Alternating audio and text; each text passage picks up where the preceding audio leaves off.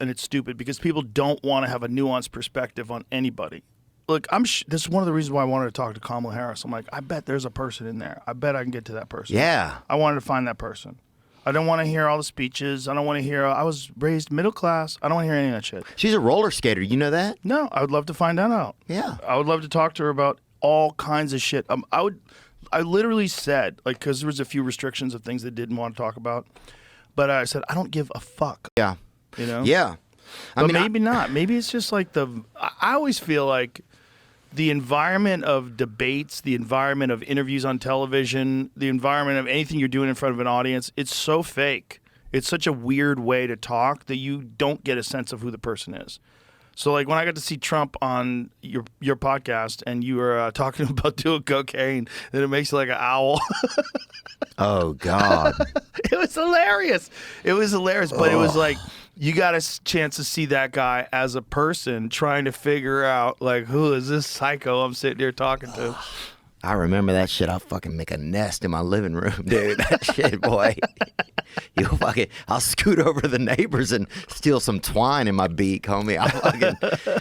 There's nothing worse than being locked out of your place on cocaine, man. I can only imagine. But you talking to him, like, as a person is, like, almost more valuable than any other kind of speeches he does.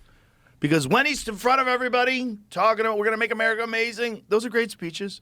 But you don't, like, she had an amazing speech. When I was like she could win was when she had that one speech about Donald Trump, like, scared to debate her, but he says all these things. But you know what I always heard? If you want to say something, say it to my face. And the whole place went crazy. And she was laughing. I didn't see that. Oh, it was so good. It was her best speech for sure. And it was right when they decided that she was going to run for president. Maybe that is what got people involved. Biden stepped down, and she had one banger of a speech.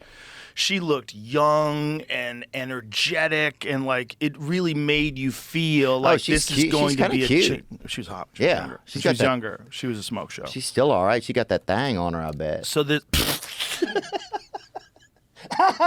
You know what I'm saying? I do know what you were saying. That's why it's so crazy. Because a lot of brothers love her, too. Everybody seems to love her. Look, if the brothers like it, she got that thing on her. That's all I'm saying, you know? I understand what you're saying. But, like, that one speech was almost enough for her to win. And if she just didn't talk other than speeches... But they needed to do a better job with the speeches because every speech was the same. And the problem with that is we were talking about this, like the internet. You get to see that speech over and over again online, like, and then people make compilations of speech. And right, and then the same thing. But it's like if someone goes to see your act.